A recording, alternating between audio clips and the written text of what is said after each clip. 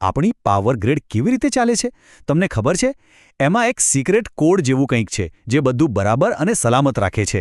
આને કહેવાય છે વેક્ટર ગ્રુપ ટેસ્ટ. ચાલો આજે આપણે આ જ રસપ્રદ ટેસ્ટને સમજીએ જે મોટા ટ્રાન્સફોર્મરને એકબીજા સાથે મળીને સુરક્ષિત રીતે કામ કરવામાં મદદ કરે છે. જરા વિચારો, બે મોટા ટ્રાન્સફોર્મર જે આખા શહેરને વીજળી આપે છે એમને એક સાથે જોડવાના છે. હવે જો એમાં સહેજ પણ ભૂલ થઈ જાય તો શું થાય? મોટો ધડાકો થઈ શકે છે. બસ આ જ ભયંકર ભૂલ ન થાય એની ખાતરી કરે છે વેક્ટર ગ્રુપ ટેસ્ટ. તો આજના આ વિશ્લેષણમાં આપણે શું જોવાના છીએ? પહેલાં તો આ વેક્ટર ગ્રુપ છે શું? પછી આ ટેસ્ટ શા માટે કરવામાં આવે છે? DY11 ટેસ્ટની પ્રક્રિયા શું છે?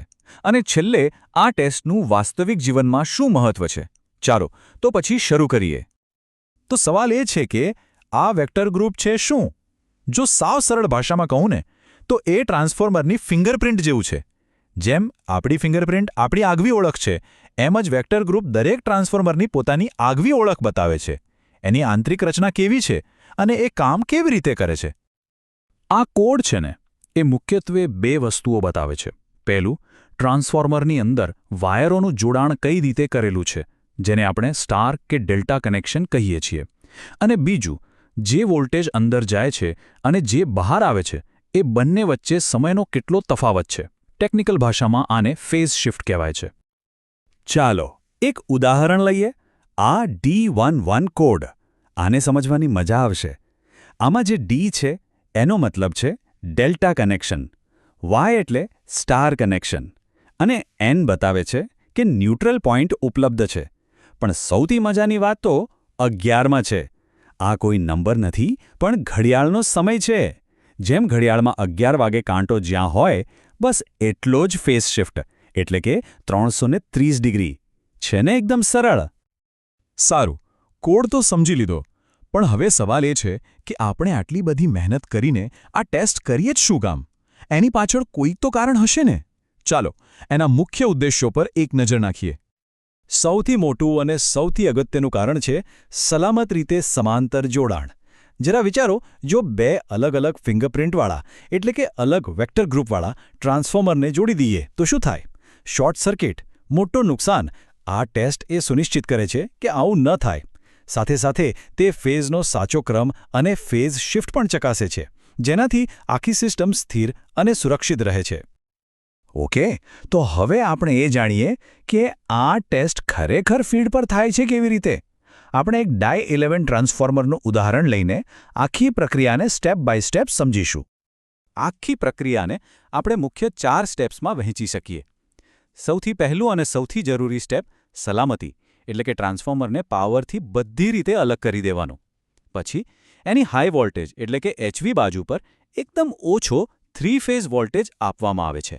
ત્યાર પછી અમુક ખાસ ટર્મિનલ્સને જોડીને અલગ જગ્યાએ વોલ્ટેજ માપવામાં આવે છે.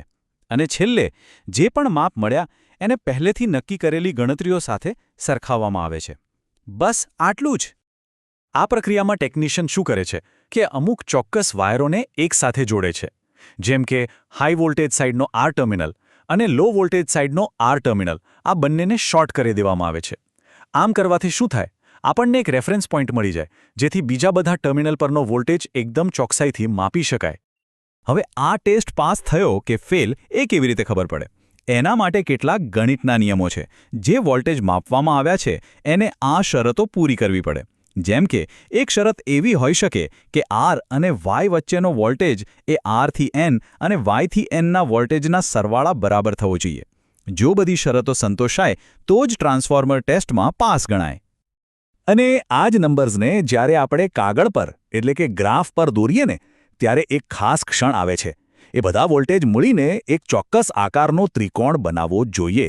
જો એ ત્રિકોણ બરાબર બની ગયો તો સમજી લેવાનું કે ટ્રાન્સફોર્મર પાક્કું DY11 ગ્રુપનું છે. આ એક રીતે વિઝ્યુઅલ કન્ફર્મેશન છે, એક આહા મોમેન્ટ. સારું, આ બધી ટેકનિકલ વાતો થઈ ગઈ, પણ આ બધાનો મતલબ શું? વાસ્તવિક દુનિયામાં આ ટેસ્ટ આટલો બધો જરૂરી કેમ છે? ચાલો હવે એની અસર પર નજર કરીએ. જો એકદમ સીધી અને સરળ વાત કરું ને તો આ ટેસ્ટ વગર બે ટ્રાન્સફોર્મરને એકસાથે જોડવા એ આગ સાથે રમવા જેવું છે. આ ટેસ્ટ મોટા નુકસાનને અટકાવે છે. એ ખાતરી કરે છે કે વીજળીનો ભાર બંને ટ્રાન્સફોર્મર પર બરાબર વહેંચાયેલો છે અને સૌથી અગત્યનું, આખી પાવર ગ્રીડને સ્થિર અને સુરક્ષિત રાખે છે. એટલે ભલે આ એક નાનો ટેસ્ટ લાગે, પણ એની અસર ખૂબ જ મોટી અને મહત્વની છે.